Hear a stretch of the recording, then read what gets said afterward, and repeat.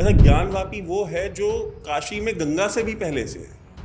आप इस चीज को समझिए, गंगा काशी से पुरानी नहीं है, काशी गंगा से भी बहुत पुरानी है। अच्छा, मैं आपके घर में आके नमाज पढ़ना शुरू कर दूं तो आपका घर मस्जिद हो जाएगा? मैंने अपने बचपन में, आप वहाँ कहते हैं ना वहाँ तो नमाज होती है, 1993 तक मैंने अपने बचपन में वहाँ पूजा की है। पहली बात, जब आप ये बातें करते हैं ना 1993 का प्लेसेस ऑफ वर्शिप एक्ट, फला एक्ट, दिखाना एक्ट, वो एक्ट हमारे लिए बना है या हम उस एक्ट के लिए बने? वहाँ नमाज नहीं पढ़ी जाती थी, मैं आपको ये भी बता दूँ। वहाँ पे नमाज, जब ये बाबरी वाला इशू शुरू हुआ है ना, तब वहाँ पे नमाज पढ़नी शुरू की गई है। ये पॉलिटिशियंस, ये जो पॉलिटिकल पार्टी जो संसद में बैठी हैं, अगर ये 127 बार संविधान को बदल सकती हैं अपने लिए, अपने स्वार्थ के लिए, तो जो बहुसंख्यक समाज है इस देश का, जिसकी आस्था जुड़ी हुई है उस स्थान से, उसके लिए एक बार और नहीं बदला जा सकता है? ऐसे तो फिर महात्मा गांधी को जो है राष्ट्रपिता भी कहते हैं, तो क्या महात्मा गांधी के मरने के बाद जो है भारत बिना बाप के हो गया है? हम क्या इस अजम्पशन में कि हम ये सोच करके कि कहीं हम ये बात करेंगे तो कहीं दंगा ना हो जाए, तो क्या इस भय में हमारी जो राष्ट्रीय और सांस्कृतिक धरोहर है, जो हमारी धार्मिक, जो कहते हैं ना हमारी धार्मिक पहचान के जो स्थान है, हम उन पे अपना अधिकार छोड़ दें? राम मंदिर भी मेरे बाप का है, ज्ञानवापी भी मेरे बाप की है, और मथुरा भी मेरे बाप की है, राहत इंदौरी के बाप की नहीं होगी। एक हमारे यहाँ पे अजीब बीमारी है कि उस शायर ने ये कहा है, वो शायर डिसाइड करेगा कि इस देश का कौन वासी है और कौन नहीं है? अब क्या ये पत्रकार डिसाइड करेंगे, ये प्रोफेसर्स डिसाइड करेंगे? वो भी तो भारत में है ना। भारतीय तो फिर इस हिसाब से, तो फिर जितने भारतीय हैं, फिर हर भारतीय अपना अलग अलग भारत बना के बैठेगा। फिर बार बार बोलते हैं हमारी मस्जिद शहीद कर दी गई। मस्जिदें कैसे शहीद हो जाएंगी? शहीद तो वो होगा ना जिसके अंदर जान हो, जो दीन के लिए लड़ रहा हो, वो शहीद होता है। एक ढांचा कैसे शहीद हो सकता है? एक निर्जीव स्थान कैसे शहीद हो सकता है? सऊदी अरेबिया में प्रॉफिट मोहम्मद जिस मस्जिद में नमाज पढ़ते थे, वो मस्जिद गिरा दी गई फ्लाईओवर बनाने के लिए। तो क्या वो शहीद कर दी गई थी? जय हिंद दोस्तों, आप देख रहे हैं डीओ न्यूज।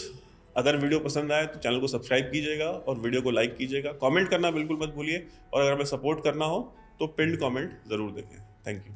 जय हिंद दोस्तों, आप देख रहे हैं डीओ न्यूज़ और मैं हूं संदीप। वैभव जी, एक मुद्दा है ज्ञानवापी मस्जिद से जुड़ा हुआ, सर्वे चल रहा है। नहीं, पहली बात, ज्ञानवापी मस्जिद नहीं है, ज्ञानवापी मंदिर है। ये आप मानते हैं?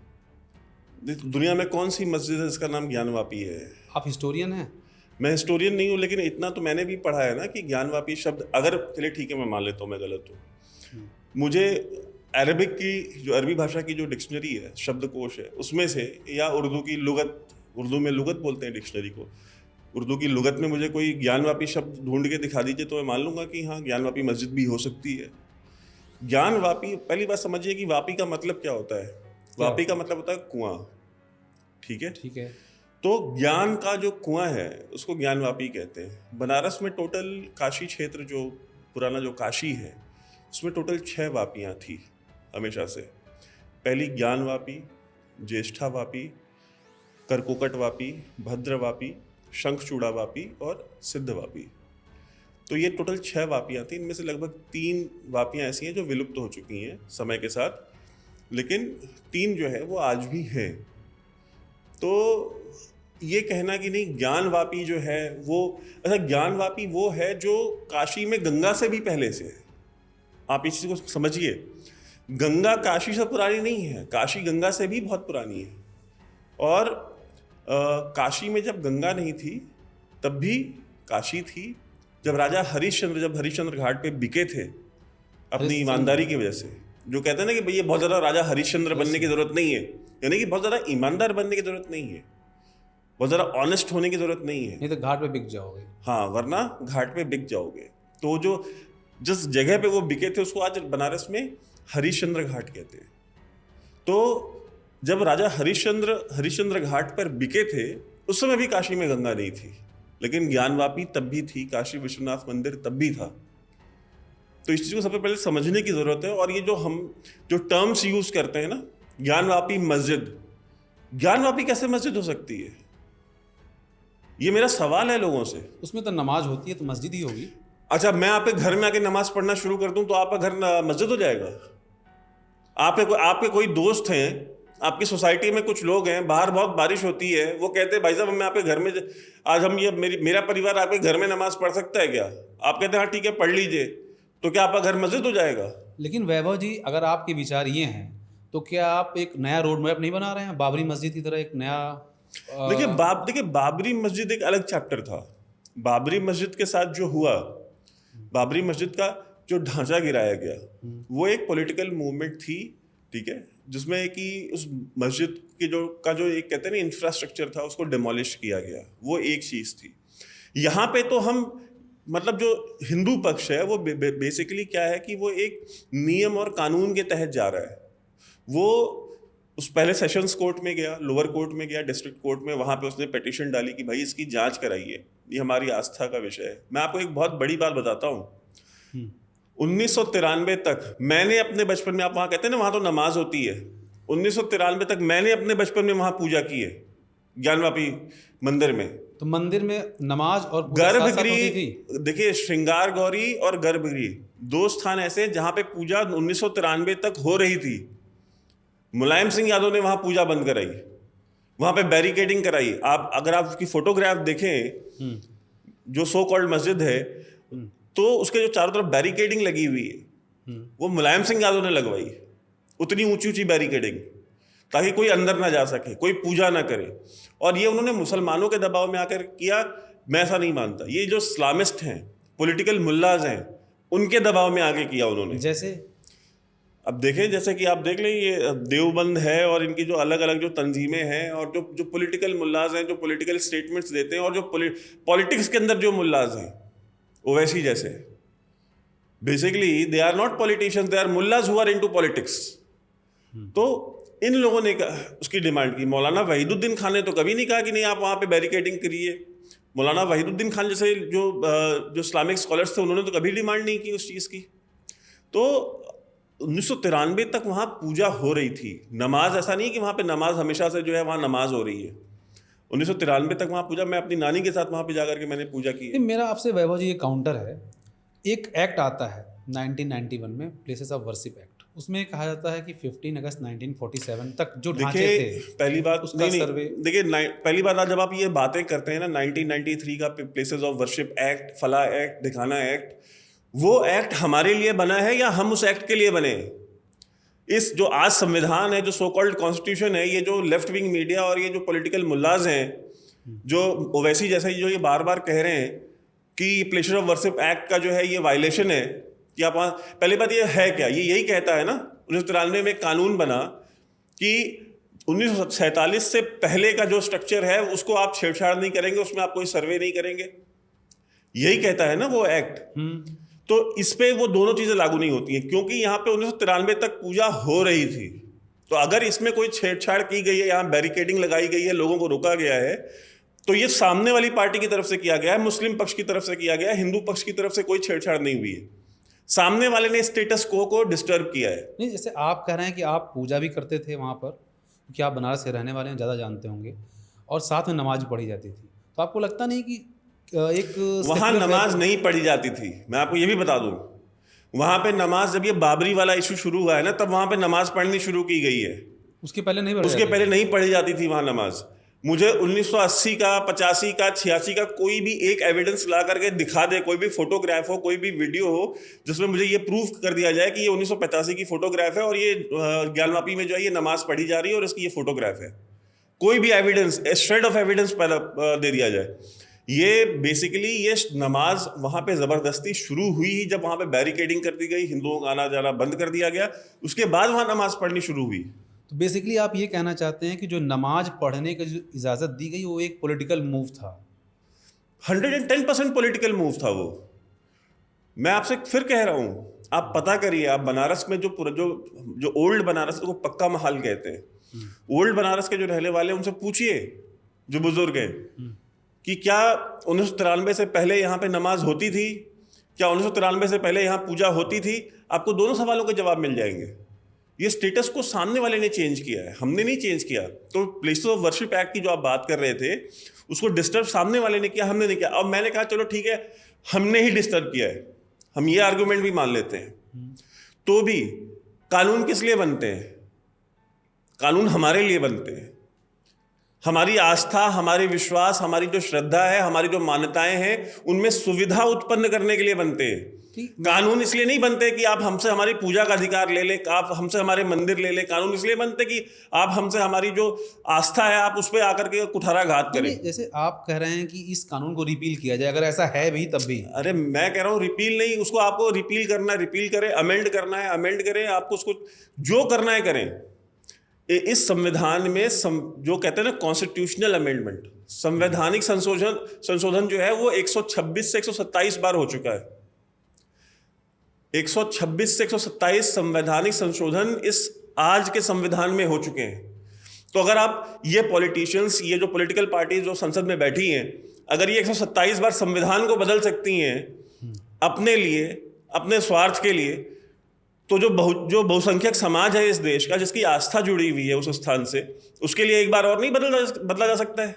देखिए, हम ये नहीं कह रहे हैं कि उसी संविधान संशोधन में एक संशोधन 42 भी है, जिसमें इंडिया को सेकुलर कंट्री, मतलब कॉन्स्टिट्यूशन में सेकुलर वर्ड जोड़ा गया। अरे तो क्या इंडिया जब वो सेकुलर वर्ड नहीं जुड़ा था तो क्या इंडिया सेकुलर नहीं था? वो जोड़ करके तो आपने ये साबित किया है कि इंडिया उससे पहले सेकुलर नहीं था, हमने सेकुलर जोड़ करके सेकुलर बना दिया है। लेकिन अगर ऐसा कहा जाए तो फिर महात्मा गांधी को जो है राष्ट्रपिता भी कहते हैं, तो क्या महात्मा गांधी के मरने के बाद जो है भारत बिना बाप के हो गया है? अब भारत में कोई देखने वाला नहीं है। मतलब ये जो देखिए, ये जो सारे आर्गुमेंट्स दिए जाते हैं कि भारत एक सेक्युलर स्ट्रक्चर, तो उससे क्या सेक्युलरिज्म किसी एक पर्टिकुलर सेट ऑफ पीपल की जिम्मेदारी है, एक विशेष समाज की जिम्मेदारी है कि वो सेक्युलरिज्म को अपहोल्ड करे।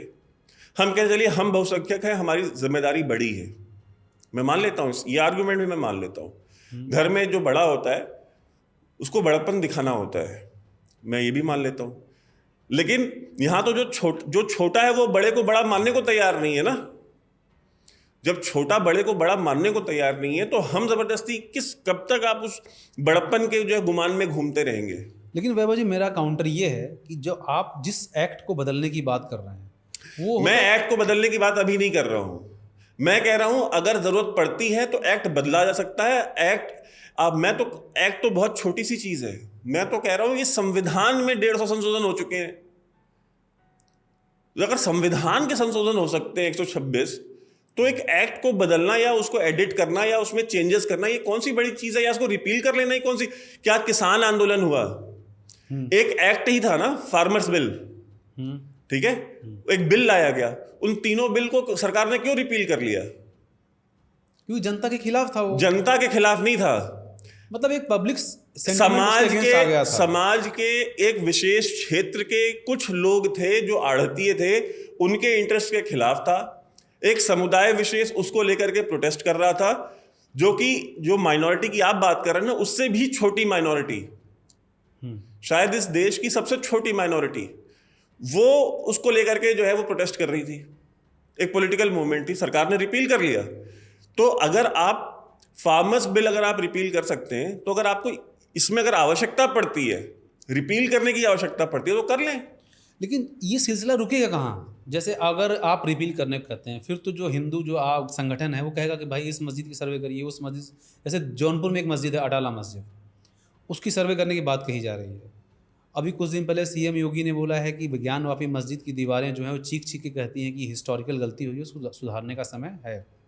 तो एक हिसाब से बोतल से जिन निकालने की बात है, तो वो सिलसिला रुकेगा कैसे? अगर आप एक ऐसी बात कर रहे हैं वैभव जी जो धार्मिक उन्माद पैदा कर सकता है। देखिए, धार्मिक उन्माद पैदा करने के लिए इसकी आवश्यकता नहीं है। आज तक तो ज्ञानवापी का मुद्दा नहीं चल रहा था, तो क्या भारत में धार्मिक उन्माद नहीं हो रहा था? क्या दिल्ली में दंगे नहीं हुए? क्या शाहीन बाग के दंगे नहीं हुए?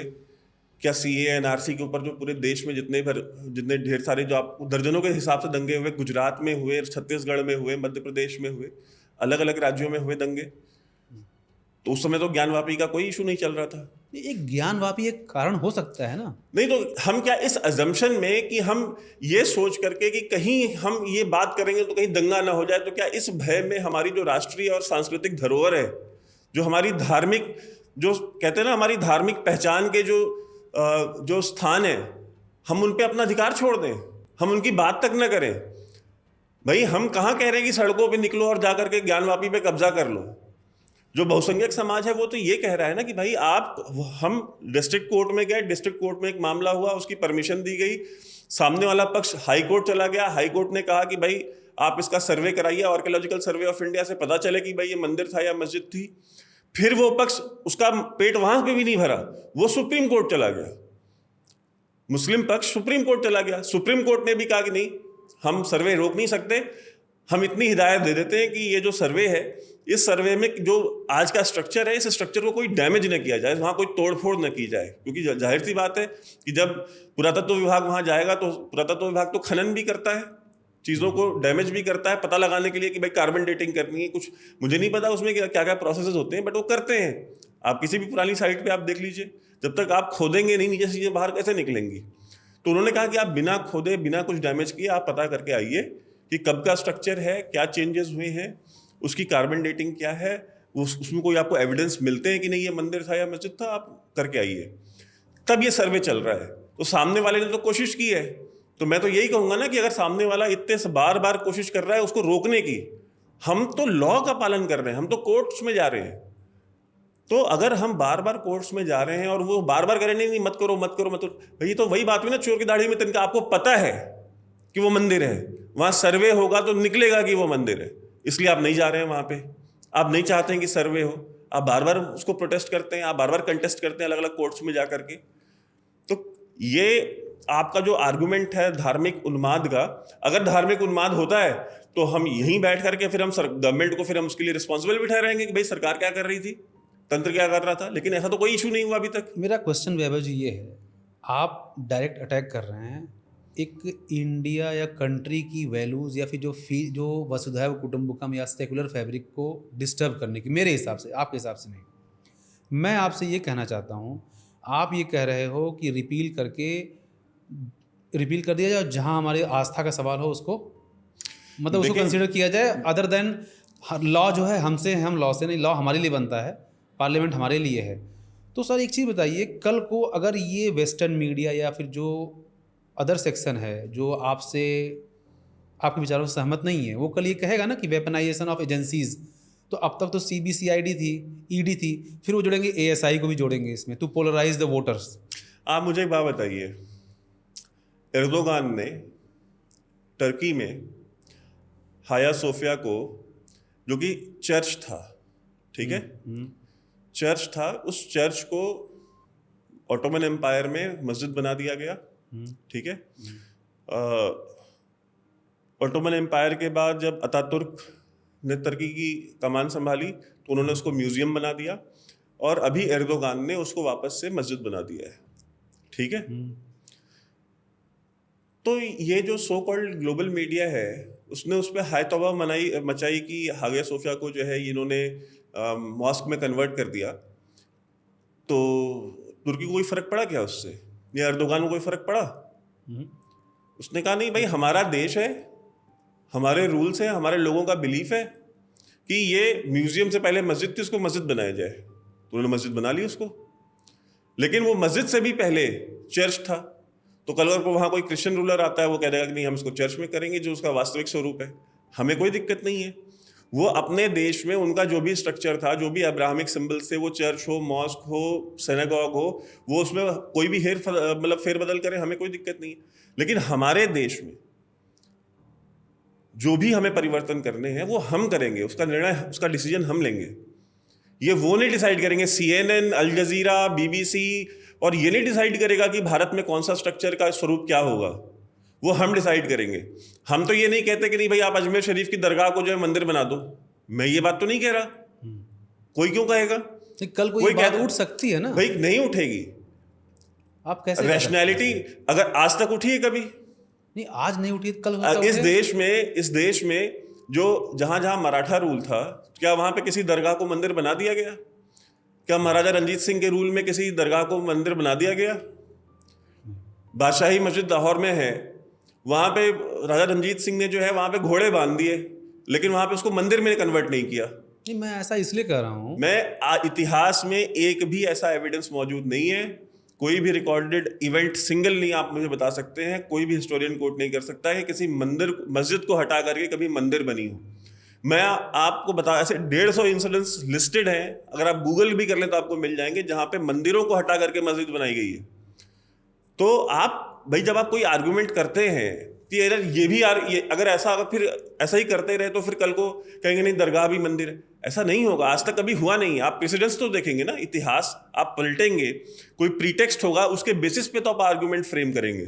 जब इतिहास में ऐसा कहीं आपको कोई उदाहरण ही नहीं मिलता, तो आप किस बेसिस पे आप कह रहे हैं कि अगर फिर तो लोग इसको भी कहेंगे, फिर तो लोग उसको भी कहेंगे। नहीं, जैसे अभी बताऊं, एक यूपी के समाजवादी पार्टी के लीडर हैं, पहले बीजेपी में थे, स्वामी प्रसाद मौर्य जी, उन्होंने स्टेटमेंट दिया।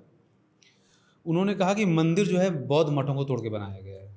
तो ये सिलसिला पॉलिटिकल गेम, देखिए, स्वामी प्रसाद मौर्य की बातों का मैं जवाब नहीं देना चाहता। वो जो व्यक्ति इतना मूर्ख हो, इतना मूर्ख हो और इतना मूढ़ हो कि वो रामचरितमानस में जिसको आतंकी आयतें जो कहता है कि उसमें आतंकी दोहे हैं और दलितों के विरुद्ध जो है वो दोहे लिखे गए हैं और नारी विरोधी दोहे लिखे गए हैं, जो इतना मूर्ख हो, जिसको रामचरितमानस की सिंपल सादी देसी अवधी भाषा ना समझ में आती हो, तो उसकी बात को मैं कोई वैल्यू नहीं देता।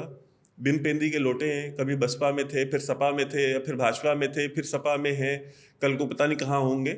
तो ऐसे लोग इरेलेवेंट होते जा रहे हैं और उनके वोटर्स ही उनको इरेलेवेंट कर रहे हैं और वो कर देंगे एक दिन। तो उनकी बातों का ना मैं जवाब देना चाहता हूँ और ना मैं उनके बारे में चर्चा करना चाहता हूँ। वो क्या बोलते हैं नहीं बोलते हैं वो जाने, उनका काम जाने। स्वामी प्रसाद मौर्य इतने बड़े नेता नहीं है कि उनको लेकर के मैं यहाँ बैठ के डिस्कशन करूँ। भारत की जो सांस्कृतिक पहचान है वो सांस्कृतिक पहचान राम से है। हम सब के सब राम के वंशज हैं। कोई कन्वर्ट हो गया, किसी ने अपनी पूजा पद्धति बदल दी, वो उसका मसला है। मैं उस पर ना कमेंट करता हूँ, ना मैं उसके बारे में चर्चा करना चाहता हूँ। लेकिन हमने नहीं बदली है, इस देश का जो बहुसंख्यक समाज है उसने नहीं बदली है। हमारी आइडेंटिटी राम से है, हम उनके वंशज हैं। ये वो राम है, ये स्वामी प्रसाद मौर्य का आप एग्जाम्पल दे रहे हैं। शबरी के जूठे बेर खाए थे उन्होंने। स्वामी प्रसाद मौर्य अपने समाज की बूढ़ी औरत की, गरीब औरत का जूठा पानी नहीं पी सकते। मैं शर्त लगाने को तैयार हूँ। ये किसी दलित बस्ती में जाकर के खाना नहीं खा सकते। अगर ये चले गए तो वो एक इवेंट होगा, वहाँ पे कम से कम 50 कैमरे होंगे, लाइटें होंगी और उसको एक ऐसा दिखाया जाएगा कि कितनी बड़ी चीज़ हुई है कि स्वामी प्रसाद मौर्य जी जो है कि दलित बस्ती में आकर के भोजन कर रहे हैं। भगवान राम के पास कोई कैमरा नहीं था, तो भी माता शबरी के जूठे बेर खाए उन्होंने। उन्होंने बोला कि मुझे आप में अपनी तीनों माताओं के दर्शन होते हैं। तो ये भगवान राम का चरित्र था। तो भगवान राम के बारे में ये वही बात होती है ना कि सूरज, भगवान राम सूर्य है। सूर्य की तरफ देख करके थूकने से वो थूक आपके मुंह पे गिरती है, सूर्य को फर्क नहीं पड़ता। आप उनकी तरफ थूकेंगे, थूक आपके मुंह पे गिरेगी, हम उनको जल चढ़ाते हैं। वैभव जी, एक शेर है राहत इंदौरी जी का, सभी का खून शामिल है यहाँ की मिट्टी में, किसी के बाप का हिंदुस्तान थोड़ी ना है। तो आप इस चीज़ को देखिए, सबसे बड़ी बात सुन लीजिए, राहत इंदौरी के बाप का नहीं होगा, मेरे बाप का है हिंदुस्तान। राहत इंदौरी के बाप आए होंगे सऊदी अरब से, सीरिया से, कतर से, ओमान से। मेरे बाप कहीं से नहीं आए। मेरे बाप, दादा, परदादा, उनके परदादा सब यहीं के थे। और हम जितने भी यहाँ रहने वाले हैं, जितने भी भरतवंशी हैं, हाँ, इस देश का नाम इंडिया नहीं है, इस देश का नाम भारत है। ये तो अभी इंडिया ब्लॉक बनने के बाद ट्रेंड चलने लगा ना। इंडिया ब्लॉक बने, मुझे उससे फर्क नहीं पड़ता, लेकिन हम कह रहे हैं कि यहाँ का ये जो देश है, ये जो राष्ट्र है, ये राष्ट्र भरतवंशियों का है। जो भरत के बच्चे हैं उनका वंश है, जो उनकी वंशावली के लोग रहते हैं यहाँ पे। तो राम मंदिर भी मेरे बाप का है, ज्ञानवापी भी मेरे बाप की है और मथुरा भी मेरे बाप की है। राहत इंदौरी के बाप की नहीं होगी। एक हमारे यहाँ पे अजीब बीमारी है कि उस शायर ने ये कहा है, वो शायर डिसाइड करेगा कि इस देश का कौन वासी है और कौन नहीं है। अब क्या ये पत्रकार डिसाइड करेंगे, ये प्रोफेसर्स डिसाइड करेंगे? वो भी तो भारत में है ना। भारतीय तो फिर इस हिसाब से तो फिर जितने भारतीय हैं, फिर हर भारतीय अपना अलग अलग भारत बना के बैठेगा। फिर वो भारतीय, वो खुद को भारतीय मानते हैं। यहां दिल्ली में एक शाही इमाम बैठता है, वो अपना सरनेम बुखारी लगाता है। बुखारा क्या इस देश में? बुखारा उज्बेकिस्तान में है। वो आज तक भारतीय नहीं बन पाया, अपने सरनेम के आगे बुखारी लगा के घूमता है वो। तो हमें ना बताएं किसके बाप का क्या है और किसके बाप का क्या नहीं है। इस भारतवर्ष का कोना कोना, एक एक इंच, एक एक कण हमारे बाप का है। जिसको कोई गलत फहमी हो जा सकता है। मैं इस बात, देखिए, मैं इस चीज़ पे मुझे क्रोध आता है, मैं इस पे बात नहीं करना चाहता। और मैं बचता हूँ इस तरह की बातों, इस तरह की डिबेट्स करने से, लेकिन इस तरह की बातें नहीं करनी चाहिए कि कौन किसके बाप का। ये भाषा भी ठीक नहीं है कि किसी के बाप का। आप अदीब हैं, आप शायर हैं, आपको शोभा नहीं देता है कि आप इस तरह की भाषा का प्रयोग करें कि किसी के बाप का। ये बेसिकली आप में और इमरान प्रतापगढ़ी में क्या अंतर है? आप में और इमरान प्रतापगढ़ी में क्या अंतर है? जैसा वो शायद जैसे शायरी वो करता है वैसे शायरी आप करते हैं फिर। और अब तो इस दुनिया में नहीं रहे, वरना मैं आज उनसे सवाल पूछता ही है। नहीं, उनके बहुत सारे ऐसे भी हैं जो आपको अच्छे भी लगेंगे, लेकिन हो सकता है आप इस पे काउंटर कर रहे हैं। देखिए, मुझे क्या अच्छा लगेगा, मुझे सबसे अच्छा यही लगेगा कि जो अल्पसंख्यक समाज है, जो वृहद समाज है, वो इस पर आकर के खड़ा हो और एक आवाज में बोले कि आप की अगर धार्मिक भावना है, आप ये मानते हैं। अब जैसे एक जगह है जेरूसलम में, अल-अक्सा मॉस्क, ठीक है। अल-अक्सा मस्जिद को ये कहते हैं कि मोहम्मद साहब जो है वो बुराक, जो उनका जो घोड़ा था, उस पर बैठ वहीं से वो जन्नत गए थे, ठीक है। उस पे उसी सेम स्थान पर, ठीक उसी जगह पे यहूदियों का भी, जूस का भी अपना अलग दावा है। तो आप मुझे बताइए, इस बात का क्या सबूत है कि मोहम्मद साहब वहीं से जन्नत गए थे? क्या इस बात को कोई प्रूफ कर सकता है? क्या कोई भी इमाम, कोई भी मौलवी इस बात को प्रूफ कर सकता है कि मोहम्मद साहब इसी स्थान से जन्नत गए थे? लेकिन वहाँ अल-अक्सा मॉस्क बना रखी है ना, वो मस्जिद है वहाँ पे, उसके ऊपर लड़ाइयाँ चलती हैं, वहाँ से पत्थरबाजियाँ होती हैं। इजराइल, और वो पहले जॉर्डन के कब्जे में था, और उसके ऊपर बहुत सारी कॉन्ट्रोवर्सीज हैं, ठीक है। आए दिन उस पर झड़प होती है। तो मुसलमान पक्ष के पास तो कोई एविडेंस नहीं प्रोड्यूस कर सकते ना, उनकी आस्था है। मुसलमान पक्ष कहता है हम मानते हैं, हमारे यहाँ पे ये लिखा है कि यहीं पे थी। तो उसी तरीके से हमारे यहाँ पे ढेर सारे पुराणों में लिखा हुआ है, ज्ञानवापी का वर्णन है, स्कंद पुराण में, लिंग पुराण में, और बाकी कई सारी ऐसी पुस्तकें हमारे यहाँ पे जहाँ पे उसका वर्णन है कि ज्ञानवापी है, ज्ञानवापी के दक्षिण में क्या है, उत्तर में क्या है, पूरब में क्या है, पश्चिम में क्या है, और काशी विश्वनाथ मंदिर से कितनी उसकी दूरी है। जेम्स प्रिंसेप, जो कि इतिहासकार था, जो काशी गया था, उसने भी लिखा है। उसने जब उसका वर्णन किया है तो उसने भी उस वर्णन में कहीं भी किसी मस्जिद का उल्लेख नहीं किया है। उसने जो नक्शा बनाया था, उस नक्शे में भी उसने किसी मस्जिद का उल्लेख नहीं किया है, सिर्फ काशी विश्वनाथ मंदिर का उल्लेख किया है। तो आपके कई सारे प्रश्नों का उत्तर इनसे ही मिल जाता है। तो ये हमारी आस्था है। तो जो अल्पसंख्यक समाज है उसको सामने आना चाहिए, उसको सामने आकर के ये कहना चाहिए कि अगर आपकी आस्था है, आप ये मानते हैं कि यहाँ पे मंदिर था, तो हम खुद आपको, स्वयं आपको ये कहते हैं कि नहीं, आप आए यहाँ पे पूजा करें, हम इसको खुद ही स्थान को खाली करते हैं। क्योंकि मस्जिद की, अच्छा देखिए, एक ये जो पॉलिटिकल मुल्लाज है, ये टीवी पे कितना खेलते हैं, ये बार बार बोलते हैं हमारी मस्जिद शहीद कर दी गई। मस्जिदें कैसे शहीद हो जाएंगी? शहीद तो वो होगा ना जिसके अंदर जान हो, जो दीन के लिए लड़ रहा हो, वो शहीद होता है। एक ढांचा कैसे शहीद हो सकता है? एक निर्जीव स्थान कैसे शहीद हो सकता है? भाई, मंदिर में तो प्राण प्रतिष्ठा होती है, वहां पे प्राण डाले जाते हैं, जो विग्रह होता है ईश्वर का उसमें। मस्जिद तो एक स्थान है प्रेयर के लिए। पूजा और प्रेयर दो अलग अलग चीजें हैं। पूजा और प्रार्थना में जो अंतर है, आप प्रार्थना करते हैं, प्रार्थना आप यहां से बैठे बैठे कर सकते हैं, लेकिन पूजा के लिए आपको एक स्थान पे जाना पड़ता है, ठीक है। नमाज का मतलब प्रार्थना होता है, प्रेयर होता है, पूजा नहीं होती। जैसे अगर आपको हज करना है तो हज आप यहां पे दिल्ली में बैठ के आप हज नहीं कर सकते, उसके लिए आपको सऊदी अरेबिया, मक्का जाना पड़ेगा। तो इसकी भी अंतर को समझें कि वहां पे जो स्ट्रक्चर है, ये बेसिकली शहीद शहीद शहीद इसलिए करते हैं ताकि जो मुस्लिम समुदाय है उसके अंदर ये भावना भड़के कि हमारी मस्जिद शहीद कर दी। आप कभी किसी मौलवी से, मौलाना से पूछिए ना बुला करके कि निर्जीव स्थान कैसे शहीद हो सकता है। वो तो यही कहते हैं 6 दिसंबर 1992 ब्लैक डे ऑफ डेमोक्रेसी, और उस दिन हमारी मस्जिद शहीद कर दी गई। वही मैं कह रहा हूँ ना। तो ये सवाल तो जो अल्पसंख्यक समुदाय है उसको पूछना चाहिए ना। ये बेसिकली गड़बड़ कब से पड़ी है? ये गड़बड़ तब से पड़ी है जब से ये मौलवी और मौलानाओं ने ये कहा है ना कि किताब आप ये किताब जो है कुरान, ये पढ़ने के लिए आपको एक आलिम दीन की ज़रूरत है, एक मौलवी की ज़रूरत है। अगर आप बिना मौलवी के पढ़ेंगे तो आप गुमराह हो जाएंगे। ये हदीस अगर आप बिना मौलवी के पढ़ेंगे तो आप गुमराह हो जाएंगे। इससे क्या हुआ कि वो उन्होंने फिर अपने हिसाब की इंटरप्रिटेशंस और अपने हिसाब की जो सारी चीजें हैं वो लोगों को, they got control over the people, their minds, ठीक है, उनके जहन के ऊपर उनका कब्जा हुआ, ताकि और फिर उसको वो भुनाते हैं अपने पॉलिटिकल बेनिफिट्स के लिए। फिर एक पॉलिटिकल पार्टी को वोट देने के नाम पे या वोट दिलाने के नाम पे अपने दामाद के लिए पेट्रोल पंप लेंगे, अपने लिए दुकानें लेंगे, लाइसेंसेस लेंगे, फैक्ट्रियां लेंगे, सब्सिडीज लेंगे, फिर उसको वो एज अ लेवरेज यूज करते हैं। तो कहीं ना कहीं इस अल्पसंख्यक समाज को पूछना चाहिए कि निर्जीव स्थान किस तरह से शहीद हो सकता है।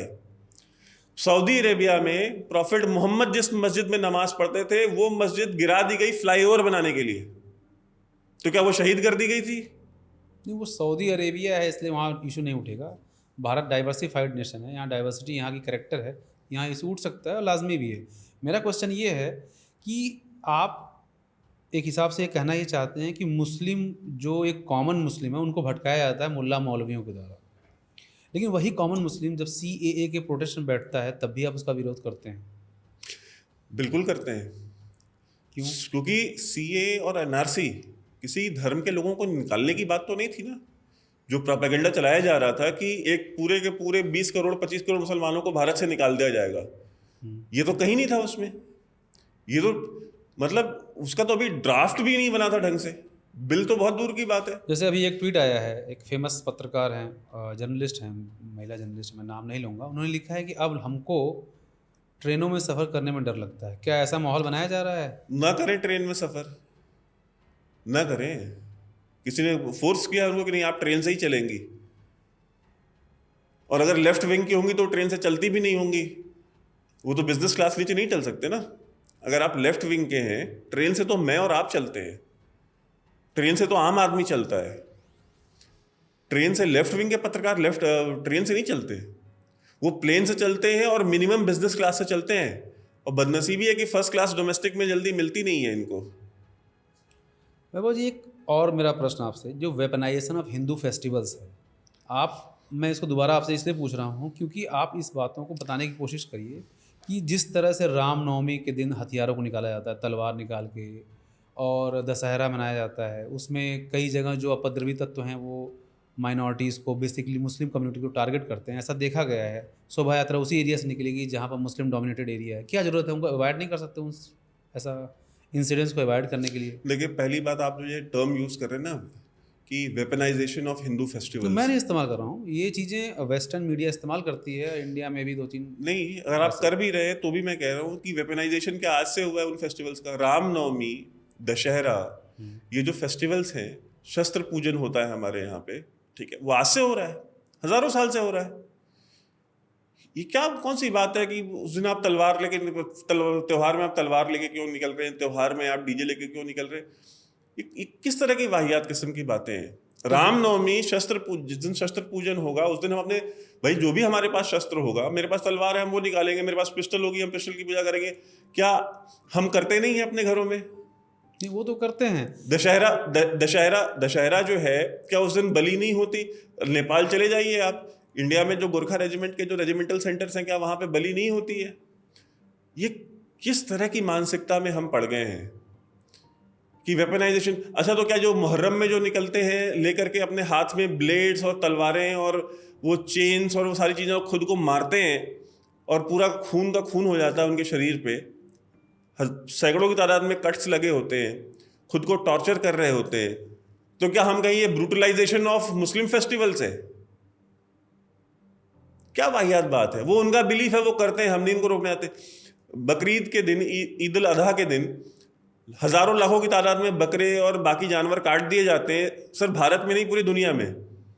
तो क्या ये ब्रूटलाइजेशन और या इनह्यूमनाइजेशन ऑफ मुस्लिम फेस्टिवल है?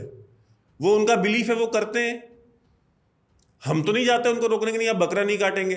तो वैभव जी, मतलब आपका जो फाइनल आर्गुमेंट ये है कि ज्ञानवापी मंदिर है, वो मंदिर ही रहेगा, वहाँ मंदिर ही रहना चाहिए, और अल्पसंख्यक समाज को बड़ा हृदय दिखाते हुए आके वो चीज़ें वो बड़ा हृदय दिखाएंगे, उससे क्या होगा कि कॉन्फिडेंस बिल्डिंग होगी। वो बड़ा हृदय नहीं भी दिखाएंगे तो क्या वहाँ पे उसको नहीं लिया जाएगा? क्या राम मंदिर में बड़ा हृदय नहीं दिखाया तो क्या कानूनी तरीके से हिंदू समाज ने वो जगह नहीं लिया अपना? तो दिखाएंगे तो अच्छा है, उनके लिए अच्छा है, उनका बड़प्पन दिखेगा, नहीं भाई चलिए ठीक है आपने बड़ा दिल दिखाया। नहीं दिखाएंगे तो फिर वही है कि कोर्ट कचहरी से मिलेगा वो, बस इतना ही अंतर होता है। राम मंदिर भी तो मिली ही ना हिंदू समाज को। तो इससे क्या होता है कि इससे द्वेष भावना, दुर्भावना, दो समाजों के बीच टकराव की स्थिति न पैदा हो। जो कुछ इस तरह की पॉलिटिकल पार्टीज हैं जिनको बेनिफिट होता है दोनों समाज के कॉन्फ्लिक्ट से, वो इसका फायदा ना उठा सके, क्योंकि जितना ये प्रोलॉन्ग होगा, जितने ज़्यादा दिन तक चलेगा ये मामला, उतना ज़्यादा उनको मौका मिलेगा, उतना ज़्यादा उनको ब्रीदिंग स्पेस मिलेगी इस तरह के कुछ भी इस तरह का उपद्रव करने की, करवाने की। तो वो न करा सके, आपका भी अहित ना हो, बहुसंख्यक समाज का भी कोई अहित ना हो, तो अच्छा यही है कि आप खुद सामने से आकर के उस चीज़ को ऑफर कीजिए, अगर एएसआई के सर्वे में ये चीज़ प्रूफ हो जाती है। ठीक है वैभव जी, आपसे बात करके बहुत अच्छा लगा। और लेकिन हमारे आपके विचार विरोधाभासी हो सकते हैं, लेकिन आपने अपनी बातों को फैक्ट के साथ कहा, इसके लिए बहुत बहुत धन्यवाद।